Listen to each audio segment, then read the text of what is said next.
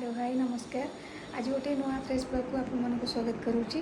तो मुझे बहुत दिन है तो बंद कर देती सर्ट पकाऊली। आज कड़ जाऊँ कौन कर ब्लॉगटा कंटिन्यू करते जानी। ये हूँ त्रिशूलिया ब्रिज्र व्यू।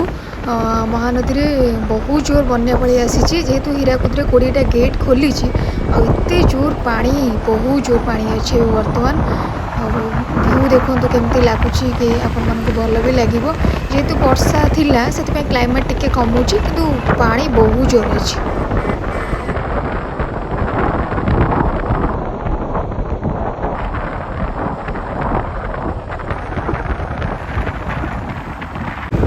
फाइनली आम आसी पहुँची गलु बटनिकल गार्डन रे।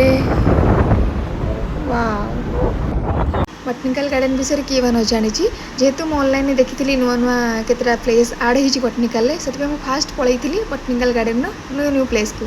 आप देखते ये सुंदर मूर्ति केमती लगुच आउ जल्दी जल्दी जातु ए नुआ नुआ प्लेस विजिट करूँ आपको भी सुंदर लगे। मुझे तो बहुत मजा करके तापर मुझे पलि आसती ग्लास हाउस को।